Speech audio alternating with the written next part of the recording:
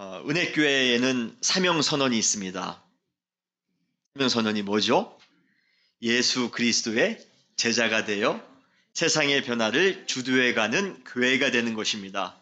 이것은 우리 은혜교회가 소망하는 우리 교회의 궁극적인 모습입니다. 저는 주님께서 약속하신 이러한 우리 교회에 대한 모습, 이 모습이 우리 은혜교회를 통하여 이 지역 안에 성취될 것이라 믿습니다. 그런데 어떤 분은 이렇게 말씀하십니다. 세상의 변화를 주도해가는 공동체라고 하니까 무언가 거창한 일을 이루는 혁명적이고 개혁적인 교회가 되는 것을 혹시 상상하시는 분이 계실지 모릅니다. 전 세계적인 차원의 변화를 주도해가기 위해서는 무언가 세상을 압도할 만한 무슨 큰 임팩트를 가지고 있어야 될 것 같은 생각이 듭니다. 교회에 수많은 성도님들이 모여야지만이 세상을 변화시킬 수 있을 것 같습니다. 교회 안에 홍해가 갈라지는 그러한 기적과 축복이 일어나야지만이 그러한 것이 가능할 것이라 생각합니다. 그러나 우리 은혜교회가 가지고 있는 사명의 사이즈는 크지만 그것을 이루어가는 방식은 매우 소박합니다. 세상의 변화를 주도해 가기 위해 우리가 해야 될 것은 하나입니다. 무엇입니까? 바로 감사하는 자가 되는 것입니다. 감사하는 자가 되는 것만으로도 우리는 충분합니다. 충분히 세상을 변화시킬 수 있습니다. 여러분 믿으십니까? 개인적으로 가장 바라는 교회는 감사의 기쁨이 넘치는 교회입니다. 성도님들 개개인이 감사가 넘치는 삶을 살아가는 것처럼 아름다운 교회는 없습니다. 제가 은혜교회를 섬기는 이유가 무엇일까? 한 주간 감사 설교를 준비하면서 곰곰이 생각해 보았습니다. 그것은 우리 교회에서 신앙생활 하시는 모든 성도님들이 주님의 이름으로 감사하는 삶을 살도록 하는 것, 저는 이것이라 확신했습니다. 감사하는 삶을 살아가심으로 우리 은혜교회가 많은 사람들에게 큰 도전을 줄 수 있는, 이 세상을 변화시킬 수 있는 그러한 교회가 될 줄 믿습니다. 감사하는 삶이 얼마나 개인적으로 유익한지 모릅니다. 바이러스 중에서 가장 전염성이 높은 바이러스가 바로 감사 바이러스입니다. 우리 개인이 감사하는 삶을 살아갈 때 그 감사는 순식간에 가정과 이웃, 지역으로 그 영향력을 확장시켜 나아갈 것입니다. 이러한 방식으로 세상은 감사에 의해 변화되어져 갈 것입니다. 감사로 우리 지역을 변화시키는 여러분 되시기를 주님의 이름으로 축원합니다. 감사하며 살아가는 것, 그리고 감사하는 것이 우리의 인생에 많은 유익을 준다는 사실, 이러한 사실을 모르는 분들은 아무도 안 계실 겁니다. 아마 다 아는 내용일 것입니다. 사실 1년 중 설교 중에서 가장 어려운 설교가 바로 추수감사절 예배 드리는 설교입니다. 왜입니까? 감사라는 주제는요, 이미 모든 분들이 너무 잘 알고 있는 주제입니다. 그렇기 때문에 감사 설교의 내용을 들어보면 다 거기입니다. 다 내용이 진부합니다. 그렇게 감사에 대해서 우리가 참 많은 것을 알고 있기에 그렇다고 해서 여러분 정말 감사하는 삶을 살아가고 계십니까? 감사하며 사는 것이 여러분 쉽습니까? 우리 인간의 가장 큰 문제는 가장 잘 알고 있는 것을 가장 잘 못한다는 것입니다. 사랑도 정말 잘 아는 주제인데 잘 못합니다. 진리도 참 좋은 단어인데 제대로 모릅니다. 믿음도 우리가 교회에서 얼마나 많이 들었습니까? 그런데 제대로 실천하지 못합니다. 마찬가지로 감사도 그렇습니다. 많이 듣고 잘 아는 것 같은데 정작 제대로 하지 못하는 것이 감사입니다. 그래서 제가 감사절 주일에 또 감사에 대해서 제가 여러분들에게 말씀을 드리는 겁니다. 제발 오늘 말씀을 들으시면서 여러분 마음 가운데 감사의 능력이 넘쳐나는 그러한 귀한 시간 되시기를 주님의 이름으로 축원합니다. 올해 우리가 살아온 삶을 솔직히 점검해 볼 때 여러분 감사할 때가 많으셨습니까? 아니면 불평과 불만을 가지고 살아가셨을 때가 더 많이 계셨습니까?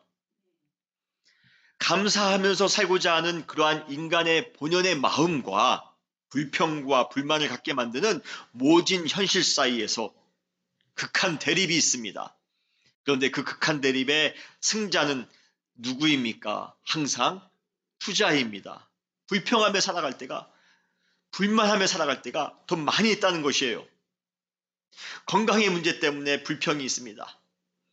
사업의 문제 때문에 불만이 있습니다. 자녀의 문제 때문에 불만이 있습니다. 그래서 제가 깨닫게 된 것이 있습니다. 바로 감사와 불평은 동전의 양면처럼 항상 함께 붙어 있다는 것입니다. 항상 갈등 상황에서 우리는 감사할 수도 있고 불평하며 살 수도 있다는 것이에요. 그것은 항상 종이 조각 한 장에 불과하다는 것입니다. 역발상, 생각의 전환이죠. 감사주일에 감사할 수 있는 이유를 나눠야 맞지만 올해는 그러지 않고 우리의 삶 가운데에서 불평과 불만이 생기는 이유에 대해서 한번 나누어 보려고 합니다. 그 불평과 불만의 이유를 알게 된다면 역으로 감사하는 삶을 회복할 수 있기 때문입니다. 그렇다면 불평과 불만을 유발시키는 삶, 과연 이러한 삶을 우리가 살아가고 있는 이유는 무엇입니까?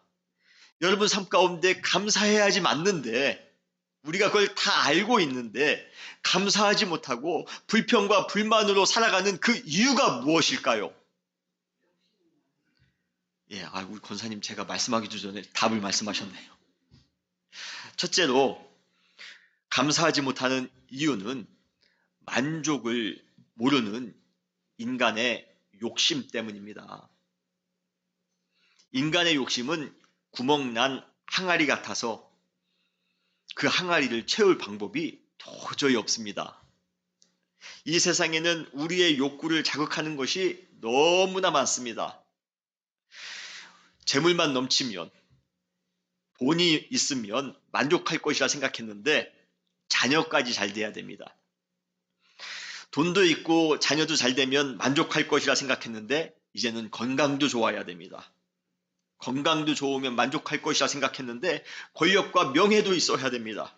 권력과 명예도 있으면 만족할 것 같은데 마음에 맞는 친구도 있어야 된다는 것이에요. 마음에 맞는 친구까지도 있었는데 좋은 배우자도 만나야 된다는 것입니다. 이러한 모든 것이 있어 다 만족할 것이라 생각했는데 옆집에 사는 사람을 보니 내가 가진 것보다 더 많은 것을 가지고 있습니다. 더 높은 삶을 영위하더라는 것입니다. 그러면 우리의 마음에 또 불행한 마음이 싹트기 시작합니다. 도대체 어디까지 채워져야, 얼마만큼까지 채워져야 우리는 만족할 수 있단 말입니까?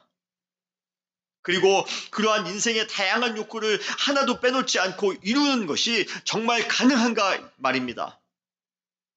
도저히 채워지지 않은 욕심 때문에 불평과 불만 가운데 살아가는 것, 이것이 바로 우리 인간입니다. 여러분은 어떻게 살고 계신지요? 더 심각한 것은 이러한 욕심은 본능에 가깝기 때문에 인간 스스로의 의지로 통제가 불가능하다는 것입니다. 욕심의 악순환은 내가 완전히 녹다운되어 나가 떨어지기까지 그것을 멈출 줄 모릅니다. 여러분 구멍난 항아리를 가득 채울 때에 그 항아리가 가득 채워졌기 때문이 아니라 물을 부을 힘이 없기 때문에 끝나는 것처럼 말입니다. 인간은 무언가를 이루었을 때 감사하며 만족하기보다는 그것을 단순히 더 많은 것을 이루기 위한 하나의 과정, 그 정도로만 취급한다는 것입니다. 10만 불짜리 집에 사는 것에 대해 그것은 20만 불짜리 집을 사기 위한 하나의 과정으로 여길 뿐입니다. 그렇기 때문에 10만 불짜리 집에 사는 것에 대한 만족은 금세 사라지고 20만 불짜리 집을 사지 못해 불평을 가지기 시작합니다. 이것이 우리 인생이에요. 저는 70만 불짜리 집에 두 분이 사는 집인데요. 70만 불짜리 집입니다. 큰 집 아니겠습니까? 그런데 그러한 집에 살면서도 불평하시는 분을 제가 봤습니다. 그리고 저도 가끔 그럴 때가 있습니다. 저희 집에 처음 50인치짜리 평면 TV를 샀을 때 얼마나 행복했는지 몰라요. 저희 집에 누가 40인치짜리 텔레비전을 누가 훔쳐가는 바람에 엄격결에 50인치짜리 텔레비전을 샀습니다. 얼마나 좋은지 모릅니다. 그런데 제가 최근에 코스코나 아니면 베스트바이에 가서 항상 서 있는 곳이 어딘 줄 아십니까? 60인치, 65인치 텔레비전에 가서 야, 좋다. 예, 50인치로 만족하지 못합니다. 60인치 사야 됩니다. 욕심을 불러일으키는 현대사회의 시스템이 인간의 탐욕과 아주 교묘하게 결합되어 모든 인간을 감사하지 못하는 존재로 만들고 있다는 것이에요. 그래서 우리는 지금 주어진 삶에 만족하며 감사하며 살기보다는 지금 당장 주어지지 않은 것에 불평하며 불만족스럽게 살아갑니다. 여러분들은 과연 어떻게 살아가고 계십니까? 더 나아가 우리가 가지고 있는 감사에 대한 심각한 착각이 있습니다. 감사에 대한 우리가 하는 착각이 있어요. 바로 일상에서 경험하는 소소한 감사보다는 평생에 한 번 경험할까 말까 하는 특별한 성취를 통해서만 감사할 수 있다고 생각하는 것입니다. 밥 3끼 먹는 것, 건강하게 생활하는 것, 잠을 푹 잘 수 있는 것, 이러한 것은 너무 평범하기 때문에 감사의 축에 들지도 못합니다. 우리는 그러한 것 가지고 감사하지는 않습니다.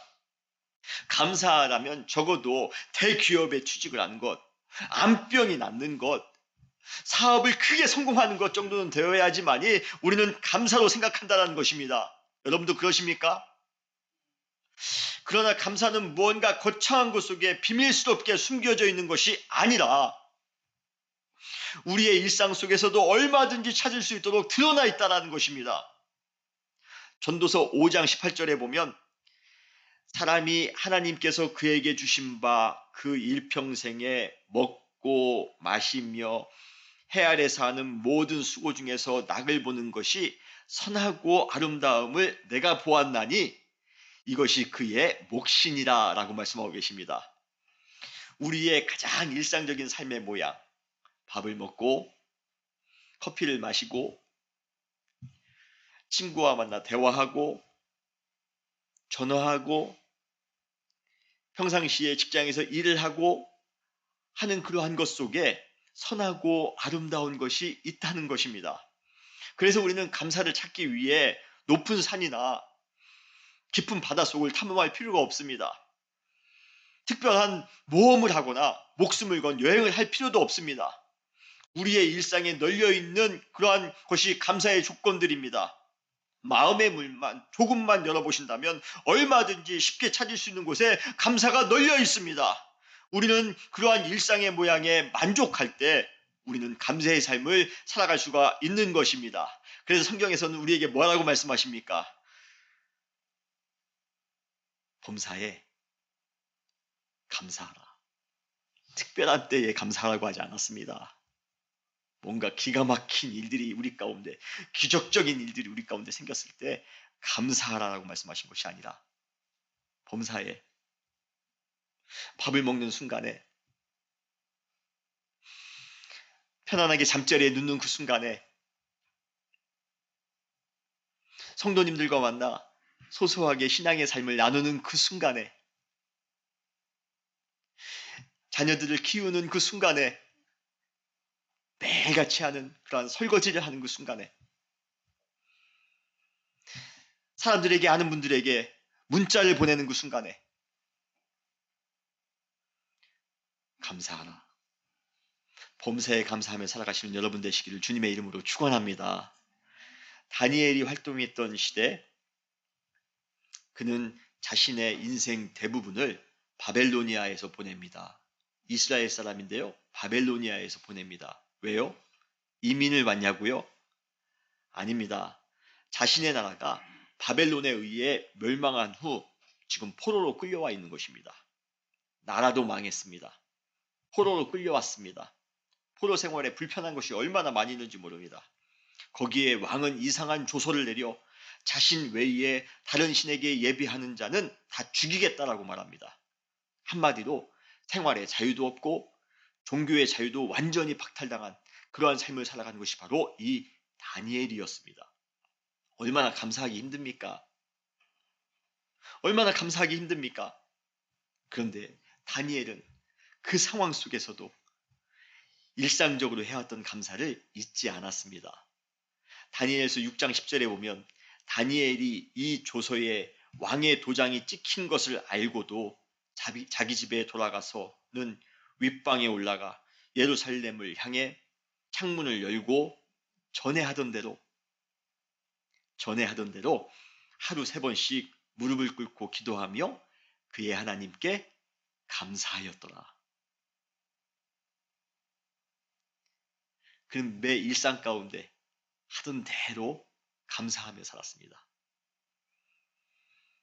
그는 일상 속에서, 아니 더 척박한 상황 속에서도 감사하는 삶을 유지하며 살아갔다는 것이에요. 일상 속 조그만한 일에서도 감사를 느끼며 살아가시는 여러분 되시기를 주님의 이름으로 축원합니다. 인간의 욕심은 끝이 없습니다. 그리고 무언가 특별한 것만 바라며 살도록 되어져 있습니다. 그러나 감사하는 사람은 자기의 욕심에 끌려다니지 않고 있는 모습 그대로, 되어지는 상황 그대로 감사하며 일상 가운데 소소한 것에 감사하며 살아갑니다. 찬송가 492장 1절에 보면 세상 모든 풍파 너를 흔들어 약한 마음 낙심하게 될 때 그때 불평하며 그때 불만 가지며 살아가라, 그렇게 찬양하지 않습니다. 내려주신 주의 복을 세어보아라. 주의 크신 복을 내가 알리라. 여러분의 삶 가운데 하나님께서 또 제공해 주시는 그 일상의 감사의 거리들이 있습니다. 감사의 조건들이 있습니다. 여러분, 그러한 감사의 조건들을 발견하시고 감사하며 살아가시는 여러분 되시기를 주님의 이름으로 축원합니다. 탐욕에 이끌려 욕심에 이끌려 살아가지 마시고 항상 감사하며 살아가시기를 바랍니다. 두 번째로, 우리가 감사하지 못하는 이유는 계속해서 인내만을 요구하는 상황 때문입니다. 우리의 생각대로 모든 것이 잘 풀린다면 쉽게 감사할 수 있을 것 같은데요. 우리의 현실은 전혀 그렇지 않습니다. 지금까지도 오래 기다리며 소원해왔던 것 같은데 아직도 이루어질 조짐이 하나도 보이지 않습니다. 그때 우리는 실망합니다. 우리 모두 올해를 시작하면서 간절히 바라고 소원했던 일들이 있을 것입니다. 그런데 지금까지도 묵묵부답인 경우가 있을 것이에요. 그러한 사람들은 오늘 감사 예배를 드리는 것 이 자체도 힘겨울 수 있습니다. 인간은 누구나 감사할 여건이 생겨야, 감사할 조건이 충족되어져야지만이 감사하기 쉽습니다. 바라고 소원하는 일들이 그대로 이루어졌다면 아마 감사하지 말라고 해도 감사할 것입니다. 바라는 대로 내가 좋은 집을 샀는데요. 바라는 대로 자녀가 좋은 학교에 진학했는데요. 직장에서 승진했는데요. 부부간의 관계가 너무나도 원만하고 좋은데요. 그렇다면 분명히 감사할 마음이 저절로 생길 것입니다. 그러나 그토록 바라고 소원하는 것은 지금까지 하나도 이루어지지 않는 것 같은데 계속 인내만 강요당하는 그러한 삶을 살아가고 있다면 감사하기는 매우 어려울 것입니다. 김병의 효자 없다고 하죠. 긴 인내에 감사가 바닥나기 쉽습니다. 사역자의 삶을 살아가면서 제일 많이 훈련받고 있는 것이 있다면 특히 저에게는 그런 것 같아요. 바로 저는 인내입니다. 끝까지 끈질기게 기다리는 것, 참 사역하면서 주님께서 많이 이러한 훈련을 저에게 시켜주시는 것 같아요. 그런데 그러면서 인내에 대한 한 가지 중요한 점을 깨닫게 되었습니다. 아마 제가 인내에 대해서 설교할 때 제가 한번 언급한 적이 있는데요. 진정한 인내는 나의 인내심이 끝나는 때부터 인내하는 것이라는 것입니다. 내가 참을 수 있는 데까지 참는 것은 인내가 아닙니다. 그것은 그냥 버티는 것입니다. 내가 참을 수 없는 부분, 내가 버틸 수 없는 부분, 내 인내의 한계가 느껴지는 부분에서부터 참기 시작하는 것이 그것이 인내입니다. 세상적인 눈으로 볼 때 이러한 혹독한 인내의 과정만 본다면 그것은 감사가 아니라 저주일 수도 있습니다. 여러분 요셉의 이야기 아시죠? 애굽에서 종살이 합니다. 그리고 감옥에서 감옥살이 합니다. 세상적으로 볼 때 요셉은 이 정도 되면요 저주받은 사람입니다.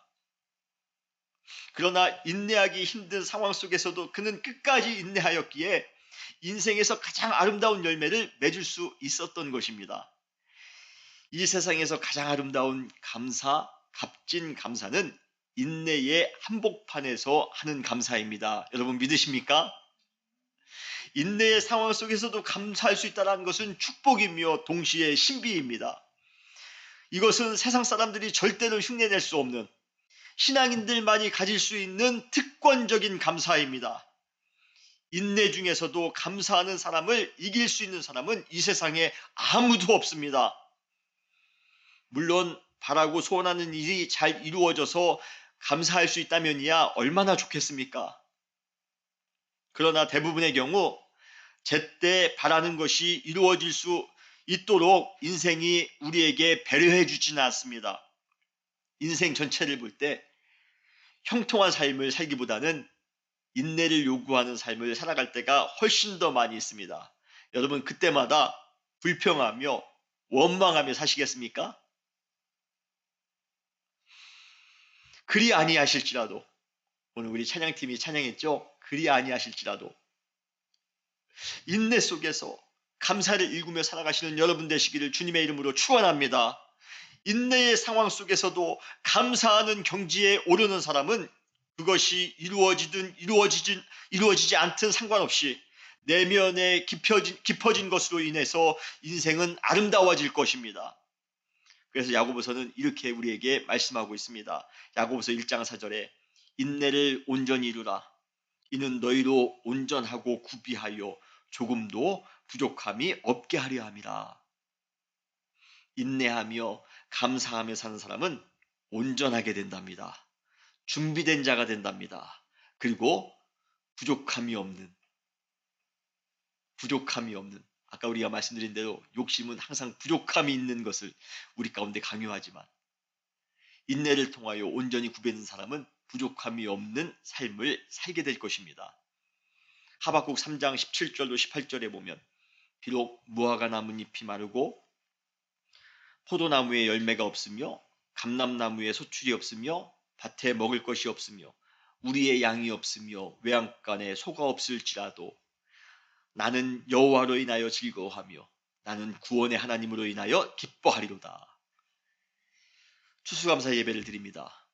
추수할 것이 별로 없었다 할지라도 올해를 살펴볼 때 올해는 참 어려운 일이 많이 있었습니다.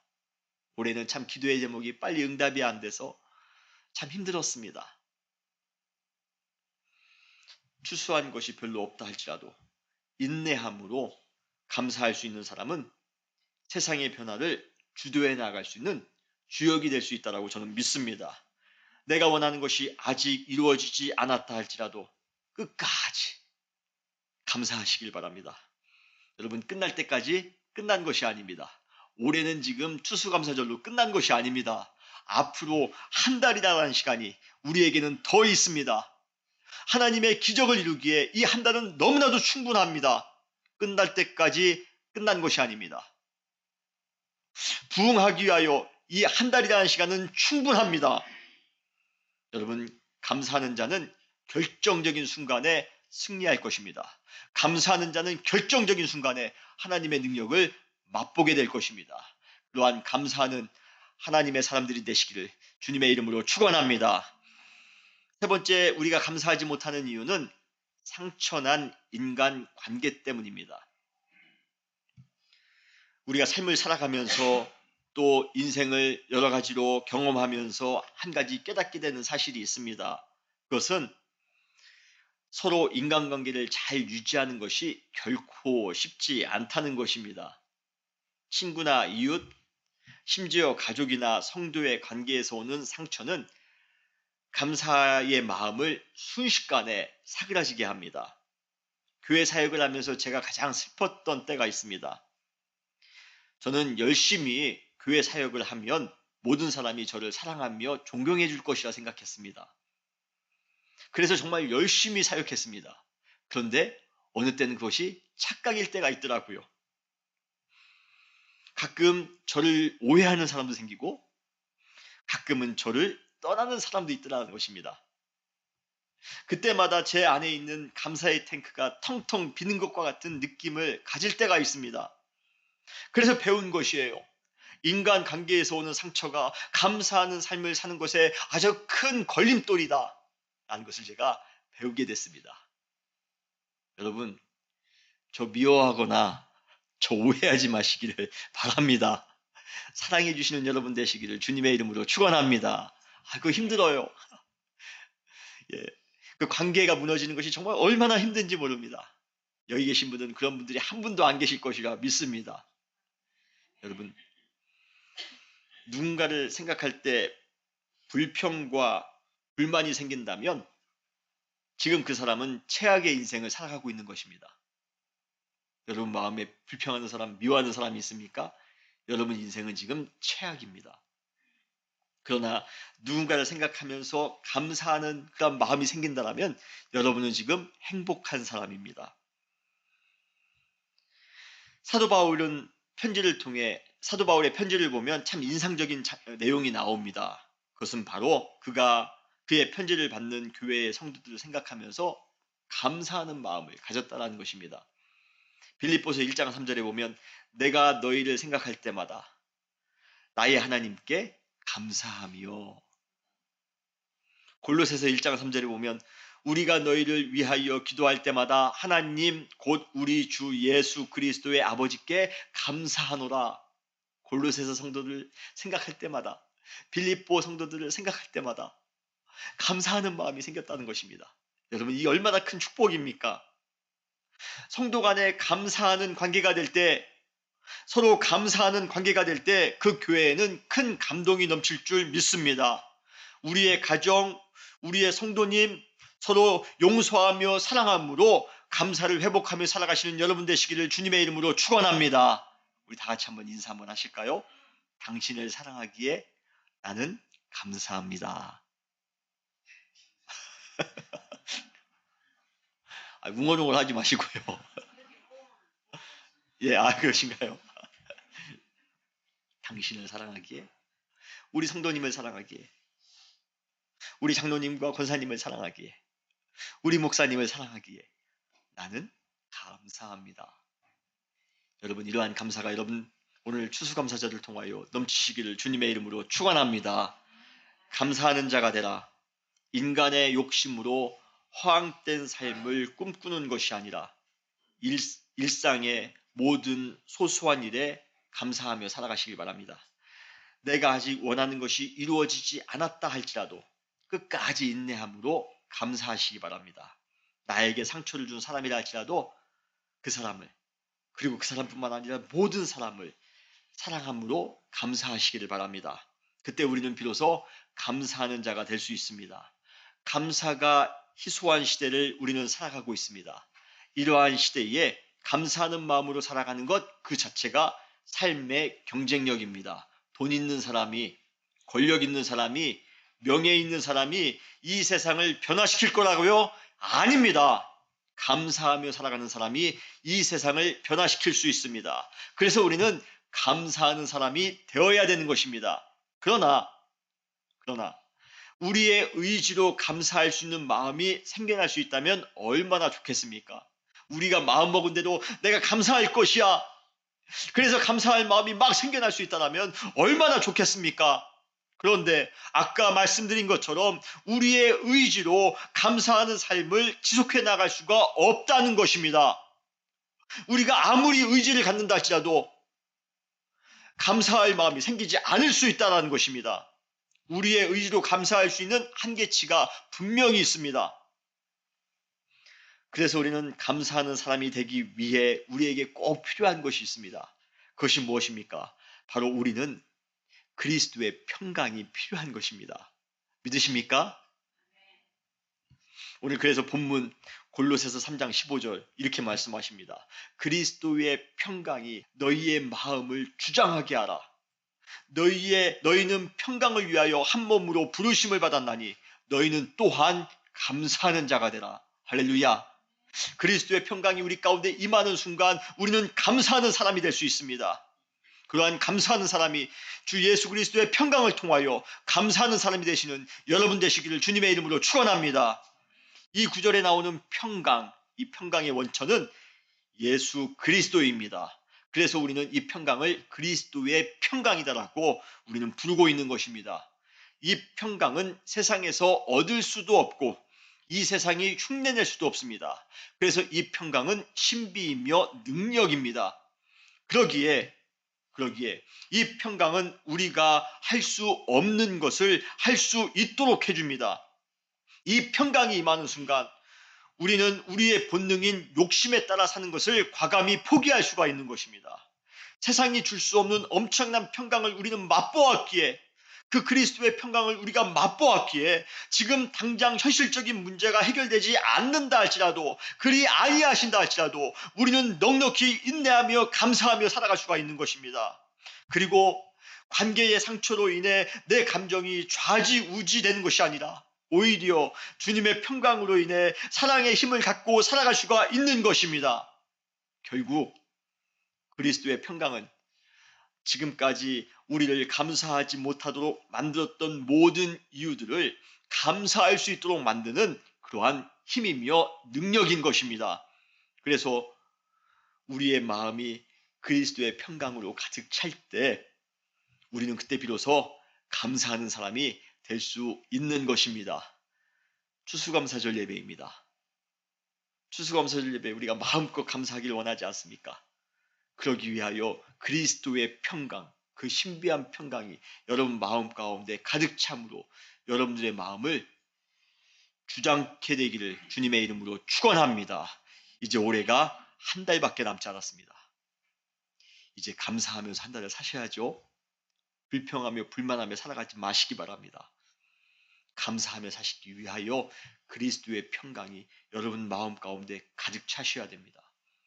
그 평강을 가지고 감사하며 살아가실 때 올해 더 큰 열매, 더 아름다운 열매, 더 복된 열매가 여러분의 가정 가운데, 여러분의 삶 가운데 임할 줄 믿습니다.